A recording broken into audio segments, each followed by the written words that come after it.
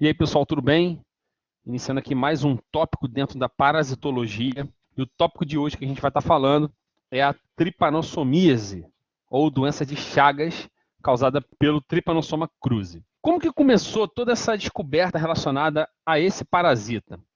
Nosso ilustríssimo Carlos Chagas foi enviado pelo nosso excelentíssimo Oswaldo Cruz até Minas Gerais para tentar combater ali uma epidemia de malária, que estava assolando o pessoal que estava criando a estrada de ferro do Brasil. Lá, Carlos Chagas começou a perceber que existia um parasita que estava no sangue de uma criança com febre.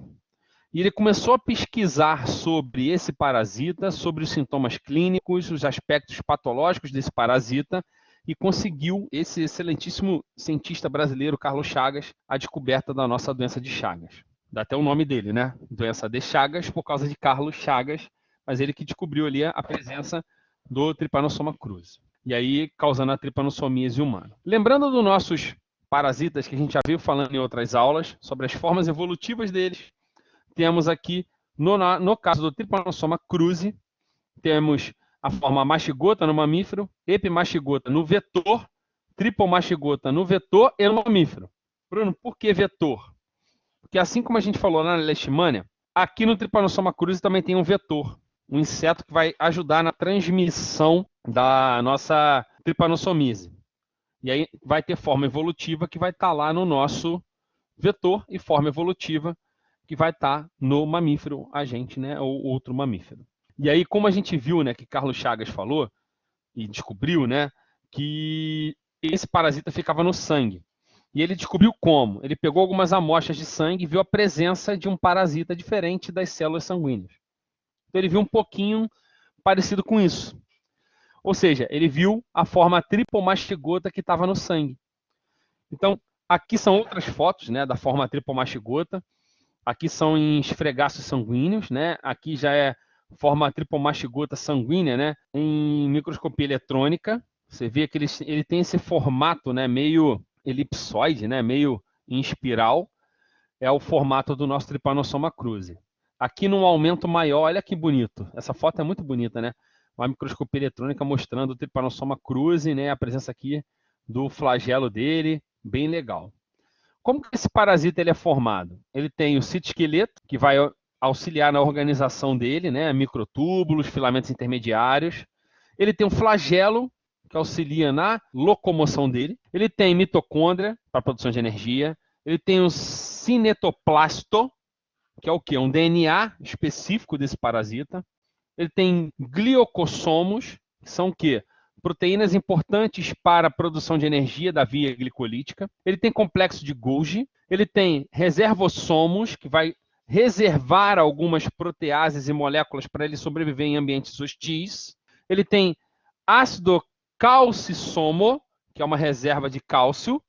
Tem um vacúolo contrátil, que é o conjunto de túbulos e vesículas para a osmorregulação, regulação de água de dentro dele, e ele tem um núcleo comandando isso tudo. Então, isso aqui seria uma organização estrutural do meu Trypanosoma cruzi.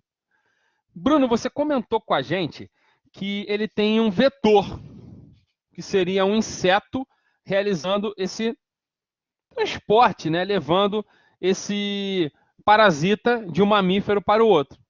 Quem é esse vetor? Porque na malária a gente viu que era um inseto parecido um mosquito. Aqui quem é o vetor? Aqui é o famoso barbeiro, gente. Então, se vocês observarem aqui, a gente tem o barbeiro. O barbeiro pode ser de várias espécies. Pode ser o Panstrogylos megistus, pode ser o Rhodnius prolixus e pode ser o que é um dos mais comuns que a gente tem aqui, o Triatoma infestans. Então, ele é um inseto hematófago que se alimenta de sangue, sangue do mamífero, e vai estar dentro dele transportando a forma evolutiva do nosso Trypanosoma cruzi. Então a gente já consegue ver aqui, pelo menos, uma parte do ciclo evolutivo é onde? No inseto, e outra parte do ciclo evolutivo é onde? No humano. Então você consegue ver o inseto em cima da figura e embaixo o humano, onde ele está sugando o sangue do humano, tá bom? Então a gente vai começar onde? A gente vai começar o ciclo aqui, ó, no inseto, na letra A. O que é essa letra A? A gente vai ter o Trypanosoma cruzi na região do intestino do nosso barbeiro, e o Trypanosoma cruzi na região do intestino do nosso barbeiro está na forma epimastigota. Ele vai passar por todo o intestino delgado, né? Aqui o intestino do nosso inseto, e vai chegar até a região do reto, região onde esse inseto vai defecar. E aí, quando ele vai saindo de uma parte do intestino até a região do reto, essa forma evolutiva epimastigota, ela vai se transformar em tripomastigota infectante. Ele sai através das fezes, que sai junto fezes e urina. Então, logo assim que o inseto, que o barbeiro começa a sugar o sangue, ele começa a encher a cavidade abdominal dele e o intestino, ele defeca no mesmo momento que ele começa a sugar o sangue. Só que nesse momento aqui, a letra C, ele defeca, né, e sai fezes e urina junto, ele defeca o tripomastigota infectante junto com as fezes. Mas, Bruno, está na pele do ser humano, do mamífero, como é que entra? Aí que entra toda a história de como vai entrar esse parasita. A letra D. Durante o ato desse inseto ele sugar o sangue e defecar, após o inseto sair, essa região, que é uma região que vai ficar inflamada, gera uma coceira. E o que acontece? Logo após a picada, o mamífero coça a região. Quando ele coça a região, ele espalha as fezes, onde? Lá naquele buraquinho onde o nosso barbeiro injetou a sua cavidade para a sucção do sangue. Então, no ato de coçar, essas fezes são espalhadas por aqui e o nosso tripomastigota infectante ele entra através da pele. Deu para entender isso? Eu acho que sim, né? Vamos partir agora do D. O D é o que, gente? É o ciclo no mamífero. Após penetrar no organismo, o Trypanosoma cruzi vai invadir células fagocíticas mononucleadas da pele. Então, vão ser fagocitados. Então, vou fagocitar o Trypanosoma cruzi na forma evolutiva de tripomastigota, e depois que eu coloco dentro da célula, nossa célula do sistema imunológico, o que vai acontecer? Em vez da célula do sistema imunológico destruir o meu parasita, ele consegue sobreviver dentro da célula e muda sua forma evolutiva para a forma amastigota, igual a gente viu na leishmaniose. O que acontece com a forma amastigota? A forma amastigota é aquela forma de multiplicação desenfreada, correto? O que acontece? Ele começa a se multiplicar, rompe essa célula do sistema imunológico e libera no sangue a forma amastigota. Uma vez que essa forma amastigota vai ser liberada no sangue, ela converte novamente para a forma tripomastigota. E essa forma tripomastigota vai invadir outras células, espalhando o nosso tripanossoma pelo organismo. Aí vai circular pelo sangue, vai invadindo célula.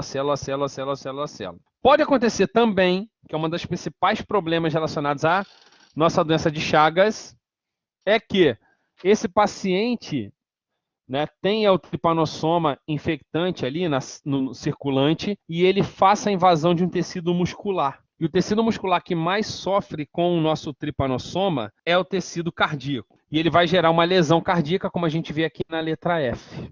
E essa lesão naquele tecido muscular, o tecido perde a sua capacidade. No coração, ele vai perder a capacidade de contração. O que vai acontecer? Esse coração não está contraindo de maneira eficiente. Isso vai dar uma consequência que é o quê? O coração começa a crescer para tentar compensar. Não é à toa que a doença de Chagas ela tem uma referência muito grande ao aumento de massa cardíaca. O pessoal fala que o pessoal tem coração grande. Aquele tripomastigota que está circulante, quando o inseto, o barbeiro, novamente vai lá sugar o sangue, ele suga o tripomastigota. E aí a gente fecha o ciclo, né? Que aquele tripomastigota chega no intestino, vira epimastigota de novo. E com isso a gente fecha o ciclo evolutivo do nosso Trypanosoma cruzi. Aonde que eu tenho a presença dessa doença, Bruno? Olha só como é que é bem legal com a gente, ó. Sul dos Estados Unidos até o sul da Argentina. E aí quem está no meio? Brasil. Em torno de 18 países, tem uma chance muito grande. está desenvolvendo doença de Chagas, 70 a 80 milhões de pessoas expostas ao risco e de 16 a 18 milhões de pessoas infectadas. É só no Brasil, Bruno? Não, claro que não. A gente tem uma incidência também em outros países, como, por exemplo, aqui na região da Europa. Tem chance também. Quais são as outras regiões que a gente também tem a presença do tripanossoma? As regiões cinza claro. Regiões cinza claro são regiões endêmicas, onde tem muito. As coloridas, a gente tem menor quantidade de casos. E a cinza escuro são as regiões que não se tem dados epidemiológicos que comprovem tanto a presença desse parasita lá, tá bom? Vamos lá. A gente falou que tem um ciclo, né, que acontece dentro do parasita e um ciclo no mamífero. Dentro dessa ideia toda do ciclo no parasita e no mamífero, muitas das vezes esse parasita ele não vai estar contaminando o humano, mas sim um outro mamífero, por exemplo, como um gambá, como o tatu, que sofre bastante, né, com a atividade do barbeiro. Então, o ciclo no inseto pode acontecer tanto um ciclo silvestre em animais silvestres, como um ciclo doméstico, que aí entra os humanos e os mamíferos que vivem com os humanos. O negócio é que esse barbeiro ele acaba sobrevivendo em casas feitas de pau a pique, com barro, né, entre as madeiras, que são locais importantíssimos para a vida desse barbeiro. Como que ocorre a transmissão? A transmissão ela acontece geralmente com grande possibilidade através do vetor, né, gente? Através do próprio barbeiro. Mas pode estar acontecendo por outras vias. Transfusão sanguínea com sangue contaminado, congênita de mãe para filho e ocasional. Acidente laboratorial, transmissão oral, que é menos comum, mas pode acontecer. Tá bom? Mas o mais importante é a transmissão através de vetores. A tripanossomíase, né, ela é, ou doença de Chagas, ela vai estar acontecendo em algumas fases. São duas grandes fases que a gente tem do desenvolvimento da doença de Chagas. Uma fase a gente chama de fase aguda, que é logo no início da contaminação, e outra fase é a fase crônica. O que acontece na fase aguda? Tem aparecimento de uma série de sintomas. Sempre vai aparecer todos esses sintomas na fase aguda? Vai aparecer, mas se as pessoas derem relevância, podem procurar. Se não derem relevância, esses sintomas vão sumir após alguns meses. E aí o paciente pode ficar assintomático por muito tempo mesmo. E depois está desenvolvendo todos os sintomas, as complicações da doença de Chagas. Então, vamos lá. Evolução da doença. Fase aguda, primeira semana até mais ou menos o primeiro mês da infecção. Olha a quantidade de parasita no sangue. Aumenta de maneira considerável.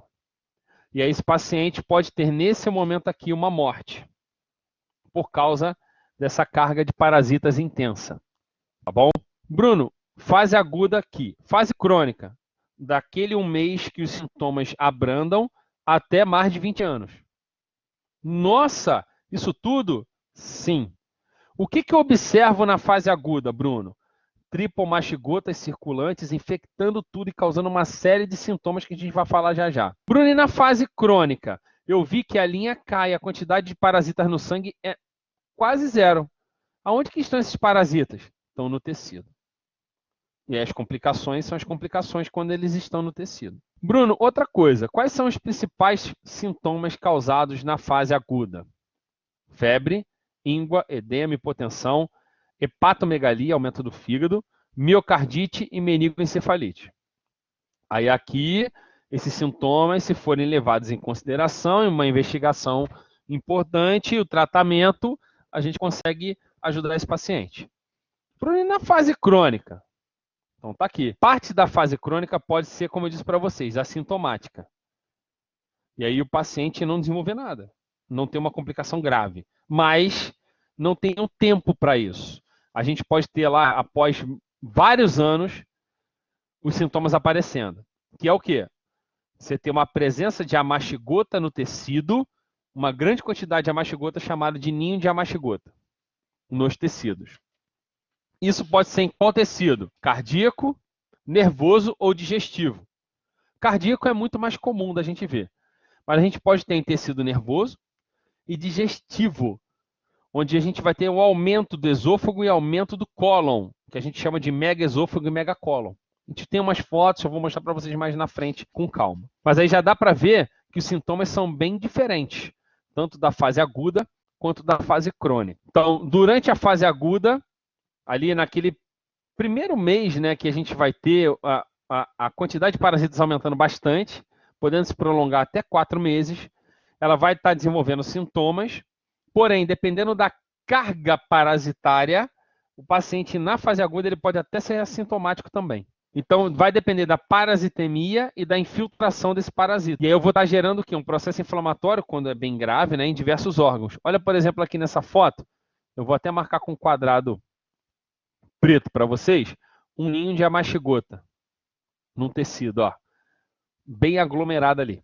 Daqui da fase aguda, o paciente ele pode passar para a fase crônica. Fase crônica indeterminada ou fase crônica com sintomas clínicos bem evidentes. Fase crônica indeterminada, não tem sinais clínicos, o paciente tem uma parasitemia menor, está mais na parte muscular, né, mais na parte tecidual infiltrado, discretas alterações histopatológicas, esse paciente pode morrer e nem saber que teve doença de Chagas, teve contato com parasita. Mais de 30% a 40% dos pacientes que são infectados têm sintomas a longo prazo.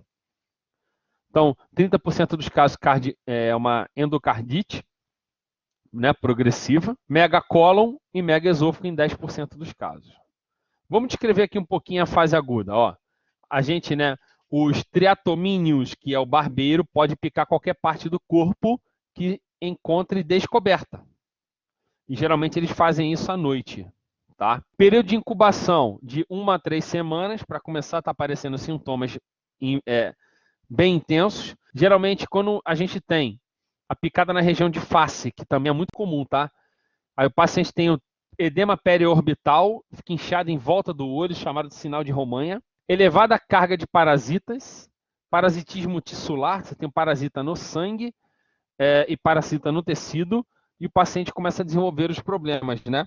Tanto de miocardite ou encefalite aguda. Às vezes o paciente tem uma carga viral, carga parasitária menor, e ele fica assintomático, mas às vezes ele é sintomático, causando todos aqueles sintomas que eu já falei para vocês. Ó, febre, mal-estar, anorexia, hepatomegalia, esplenomegalia, aumento dos glândulos linfáticos, né, como a poliadenia, e em alguns casos, meningoencefalite.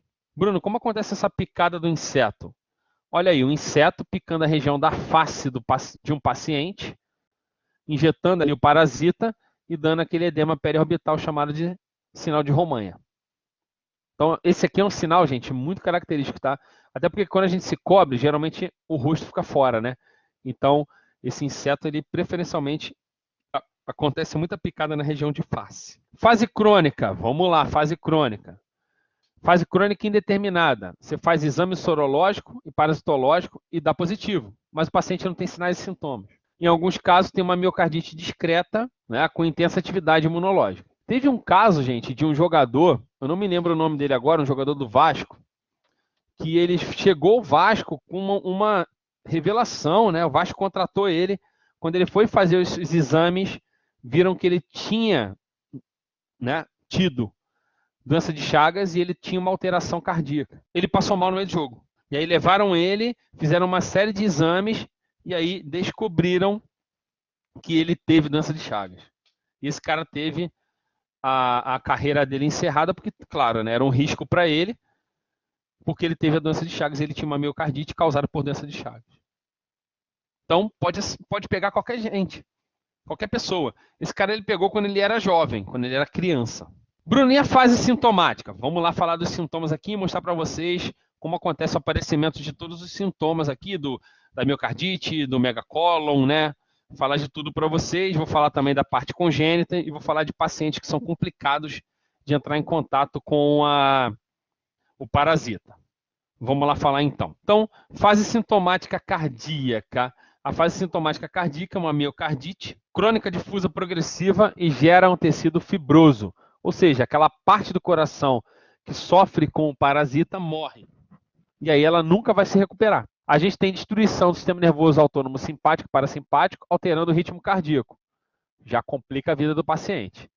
Lesão geralmente ventricular, a gente chama de aneurisma de ponta, vou mostrar para vocês, aparece uma ponta, né, mesmo, bem mais pronunciada. Isso gera uma insuficiência cardíaca congestiva. Esse paciente, ele tem o coração dele, vai ficando cada vez mais fraco, e com isso, para tentar compensar, a massa cardíaca aumenta. A gente tem uma cardiomegalia acentuada. Além disso, o paciente pode estar desenvolvendo fenômenos tromboembólicos, e nesses casos ele está evoluindo para o óbito, né? Com uma parada cardíaca, um infarto. Então, mostra aqui para vocês, ó. Olha que legal, coração. Olha lá aquele aneurisma ventricular. Olha a pontinha aqui que cresceu devido à presença do parasita ali. Aqui seria um coração normal e aqui um coração com aquele aneurisma, olha, ventricular. O que eu tenho naquela região? Um ninho de amashigota, como a gente vê aqui nessa foto. Olha no aumento maior, que legal, ó. Um ninho de amashigota naquela fibra muscular. E aí o que vai estar acontecendo? Vou voltar rapidinho. Você vai estar gerando o quê? Um estresse naquela região, esse tecido aqui ele não recupera. Para compensar, o coração começa a crescer células musculares e a gente começa a desenvolver o que a gente chama de cardiomegalia. Olha essa foto. Uma foto de um coração, né, após um corte dele, e olha a espessura dessa camada tecidual ali cardíaca. Olha a grossura disso. Olha aqui essa outra foto. Olha a espessura. O que é isso, gente? Isso é chamado de cardiomegalia. Você induz um remodelamento cardíaco, você cresce célula muscular para tentar compensar aquelas células musculares que morreram. Mas isso não é suficiente para fazer o coração voltar a contrair direito. E olha o tamanho aqui da cavidade ventricular. Olha quanto sangue enche aqui. Muito pouco, então você comprime a cavidade ventricular. O paciente fica com uma cardiopatia isquêmica para o resto da vida. Então, quais são as características patológicas do paciente? Cardíacas, né? Substituição de tecido muscular por fibroso, o paciente entra em insuficiência cardíaca. Formar trombos intracavitários, que pode, lá no aneurisma, podendo gerar problemas tromboembólicos. E comprometimento do sistema nervoso autônomo. Isso pode estar gerando o quê? Um comprometimento de excitação rítmica do coração e bloqueio atrioventricular. O paciente morre, parada cardíaca. Olha aqui uma outra região, uma outra foto, perdão, mostrando uma cardiomegalia com aneurisma apical. A região aqui, ó, com olha a espessura atrial, outra região do coração, tudo bem? Então, esses são os sintomas cardíacos. Bruno, você falou que também tinha sintoma intestinal. Tá aqui, ó. Sintomas digestivos. Esôfago e cólon sofrem. O que vai acontecer? A mesma coisa. Ninho de amashigota, isso vai formar um granuloma. Você tem arterites necrosantes. Você destrói plexo nervoso, ou seja, um paciente para de fazer peristaltismo, ou seja, o bolo fecal fica preso. E isso gera o quê? Dilatação muscular e atonia muscular. Não tem mais tônus, não tem mais peristaltismo. E aí aquele bolo fecal fica preso no intestino. Por quê? Porque eu tenho destruição do plexo mientérico intestinal, altera minha peristalse e tenho estase de todo o tubo digestivo. E aí o que vai acontecer? Você vai acumulando bolo fecal, ou acumulando alimento, e a gente vê aqui isso, ó. Olha o tamanho desse cólon, como é que está edemaciado, cheio de bolo fecal. Isso aqui pode virar um fecaloma. Olha essa radiografia aqui, gente. O que é essa foto aqui em cima, Bruno? Ó, o intestino normal e ele expandindo, acumulando bolo fecal. Ele pode ficar. Olha o tamanho que ele fica, enorme. Olha outra foto em maior aumento do megacólon. Bruno, eu não estou conseguindo ver direito. Não tá bom. Olha aqui o tamanho do cólon do paciente, cheio de bolo fecal acumulado. Isso aqui é um procedimento cirúrgico onde foi retirado esse pedaço do intestino e foi ligado o intestino de novo para manter a sobrevida do paciente por causa do megacólon. Bruno, você comentou também sobre a doença de Chagas passada de mãe para filho, doença de Chagas congênita. O que acontece quando passa para o feto? Olha quanto problema. Ou ele nasce morto, ou ele nasce prematuro, mas prematuro com problemas cardíacos, hepáticos, ou ele nasce no tempo normal, mas as complicações podem gerar o óbito desse feto, o óbito dessa criança. Então, gera complicações para o feto e o bebê se vier a nascer. Você comentou também que existe um grupo de pacientes que é bem complicado. Exatamente. Então, existe um grupo de pacientes que sofrem bastante, que são os imunossuprimidos. Por quê? Gente, o imunossuprimido ele não tem sistema imunológico ali para poder combater. Então, isso faz com que, mesmo que o paciente tenha a doença de Chagas, né, ele venha entrar em contato com o tripanossoma, a gente tenha uma pouca atividade do sistema imunológico, então o parasita invade mesmo. O paciente tem uma reagudização da doença, então ele tem aquela fase aguda, abranda e tem outra fase aguda. E aí, nesses momentos, esse tripanossoma ele vai invadir o nosso sistema nervoso central. E o paciente vai ter o quê? Encefalite. E a taxa de morte é altíssima com essa encefalite. Então, muito cuidado dos parasitas entrarem em contato com pacientes que são imunossuprimidos. Você falou também para mim, Bruno, que ele entra, eu posso me contaminar também com transfusão. Então tá aqui, ó, forma transfusional. É uma forma que você recebe o sangue infectado com parasita e vai estar desenvolvendo os mesmos sintomas. Só que o barbeiro não te picou. O barbeiro não te picou e defecou e entrou o parasita em você. Você recebeu um sangue já contaminado. Então segue o mesmo esquema, só não tem um inseto aí no meio da história. Bruno, quando você comentou lá atrás sobre o parasita, eu fiquei bem intrigado porque quando o parasita ele sofre fagocitose, a célula não consegue destruir ele. Por quê? Eu vou mostrar aqui para vocês. Olha esse slide que legal que fala sobre o tropismo celular, a movimentação celular do nosso tripanossoma. Ele geralmente pega macrófagos, mas pode pegar várias outras células, como célula endotelial, epitelial, fibroblasto, célula muscular, micróglia, no caso do sistema nervoso central. E o que o tripanossoma faz? Ele fica lá disponível. Na forma tripomastigota dele, ele vai lá e fica disponível. Ó, me fagocita aqui. Porque ele quer entrar na célula para se multiplicar. Então, ocorre primeiro uma interação parasito-célula. Como que ocorre essa adesão parasito-célula? Na superfície do parasita, a gente tem proteínas específicas dele, que são o quê? Reconhecidas pelas nossas células do sistema imunológico, que vão favorecer a adesão inicial e a penetração desse parasita na célula do hospedeiro. Então, ele faz o quê? Ele fala, ó, tô aqui, ó. Aí a tua célula do sistema imunológico vai lá e ele vai adere ela e na fagocitose ele penetra. Então a gente tem enzimas como as transcialidases, que vão fazer o quê? Degradar ácido ciálico do meio e vai favorecer que as proteínas mucinas fiquem expostas para grudar na célula do hospedeiro e ele poder penetrar. Então essa primeira atividade, que é a adesão, é através das transcialidases. Elas vão expor as proteínas mucinas. Depois ocorre a sinalização. Ou seja, fagocitou, eu tenho a sinalização de lisossomas para fazer o quê? Degradar, destruir esse parasita. Então, após a invasão, eu vou fundir o fagossoma com o lisossoma. Vou formar fagolisossoma. E aquelas enzimas digestivas do lisossoma não vão ser capazes de digerir o tripanossoma. Por quê? Porque ele vai fazer com que se altere uma série de situações dentro desse fagolisossoma. Por exemplo, ele vai reduzir a acidez do fagolisossoma. Ou seja, ele vai elevar o pH. O que isso vai gerar? Quando ele eleva o pH, as enzimas digestivas não conseguem mais digerir. Não conseguem mais digerir. E aí ele faz o quê? Fica lá bonitinho dentro do fagolisossoma. Depois ele faz o quê?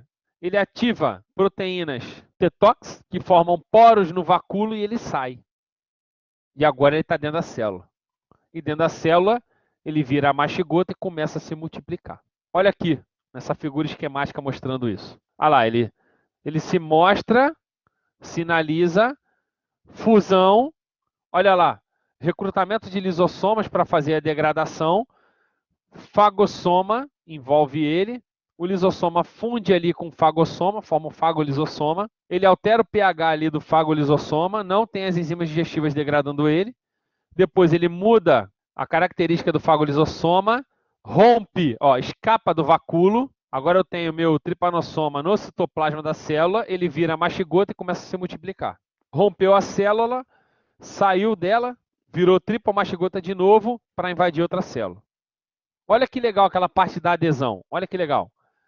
Eu tenho aqui serina peptidases e cisteína proteases que vão fazer o quê? Ó, produzem produtos que se ligam ao receptor de proteína G da célula e mobiliza cálcio.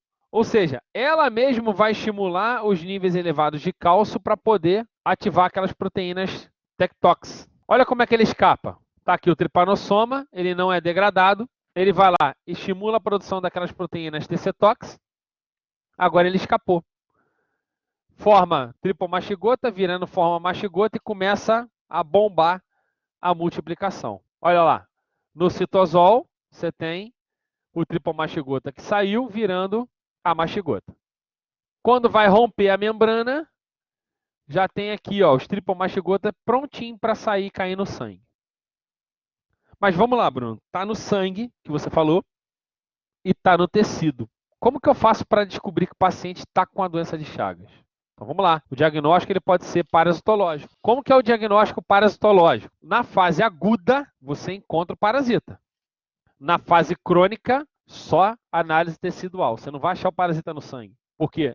Na forma eu tenho parasitemia, lembra? Então eu vou fazer o quê? Exames parasitológicos usando sangue. Exame de sangue, um esfregaço delgado ou gota espessa. Tá? Geralmente a gente faz gota espessa. É um tipo de exame. Como que é feito? Vamos lá. Você pega uma gota, no caso do esfregaço delgado, uma gota pequenininha de sangue, e com outra lâmina você vai lá e faz o esfregaço. Cora com guinça ou Leishman, coloca no microscópio e vai ver aquelas fotinhas que a gente viu lá no início do parasita circulante. Ou você faz o quê? Um exame de gota espessa. Uma gota de sangue legal, que ela no máximo ela é estendida de um lado para o outro, corada, e você vai ver o quê? O parasita se mexendo. Gente, olha que doido, né? A gente tem outras técnicas como hemocultura e PCR, mas vou falar, quase não é feito, gente, porque isso aqui é mais caro, tá? Se tiver necessidade, né, e a gente vai estar fazendo também esse tipo de exame. Tem e aí no caso do PCR é sorológico, né?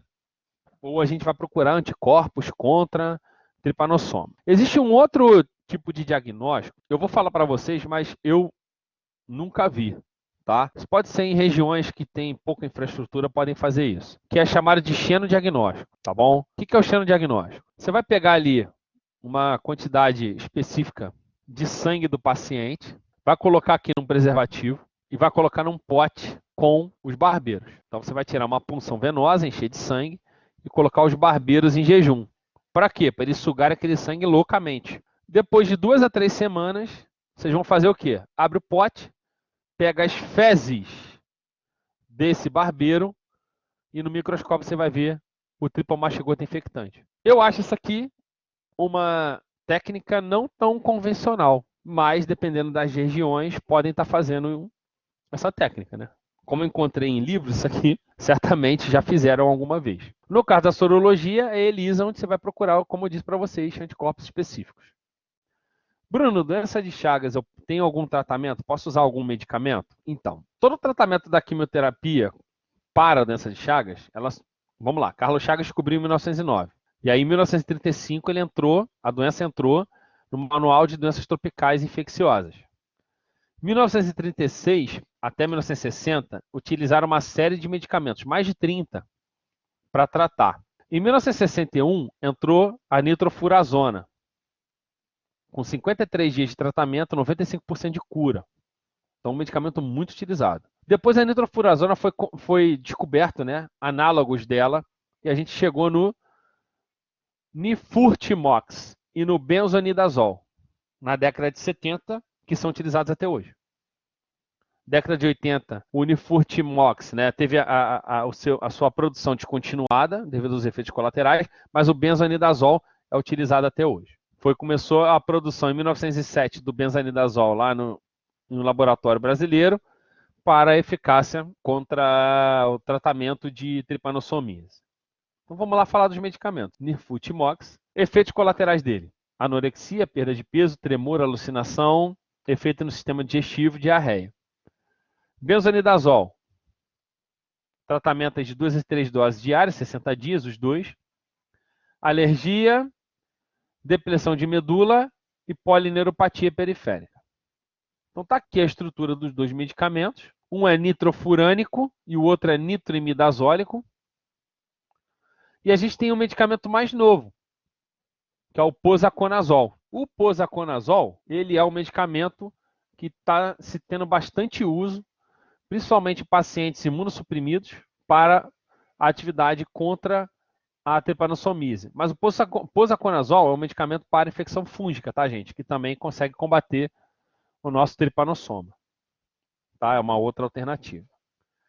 Então, como é que se era feito o tratamento? Vamos lá. Vai depender também dos casos do paciente, né? Nifurtimox ou benzonidazol por 60 dias. Não tem jeito. Em casos bem avançados, benzonidazol mais cetoconazol, fluconazol, itraconazol ou posaconazol. Seriam os tratamentos, os imidazólicos que a gente já viu, né, em outros momentos. São medicamentos para tratamento de infecções por fungos, mas conseguem combater o tripanossoma. Bruno, como é que eu escolho o fármaco ideal? Cara, isso aqui é o mais complicado. Porque a gente não tem um fármaco ideal. O fármaco ideal seria aquele que ia matar o parasita na fase aguda e crônica. Você não precisaria usar 60 dias, mas poucos dias e mataria. Né? O protocolo seria curto. Não tivesse efeitos colaterais. O parasita não ficasse resistente e fosse barato. Gente, difícil, né? Difícil ter isso tudo. O que a gente tem aqui em um fluxograma bem legal de acompanhamento e tratamento do paciente? Vamos lá. Posição tripanossoma cruzi. Eu posso ter a doença ou não. Meu organismo pode combater. Pode combater. Não combateu. Doença. Fase aguda. Tem gente que cura na fase aguda utilizando o medicamento. Tem gente que morre. Né? Tem os sintomas graves e morre. Na fase aguda, tomei o medicamento, curei. Na fase aguda, não fiz nada, fase crônica. Fase crônica indeterminada, não tem sintoma, mas eu consegui saber se o paciente tinha ou não parasita. Tomo o medicamento, até 60% de chance de cura. Não fiz o diagnóstico, o paciente continua indeterminado permanentemente. Fase crônica indeterminada. 10 a 30 anos depois, o paciente começou a ter uma fase crônica determinada, sintomas aparecendo, cardíaco, digestivo. O que eu vou fazer? Tratamento. E tem uma pequena proporção de casos, né, de cura relacionado ao indeterminado. Problema das fases crônicas. Paciente imunossuprimido, reativação. Tem essa chance, paciente imunossuprimido, a gente ter a reativação da tripanossomíase. Com isso, eu encerro aqui para vocês o que eu queria falar com todos nessa aula, nesse vídeo, relacionado ao tratamento de doença de Chagas. Espero que vocês tenham gostado aí, gente.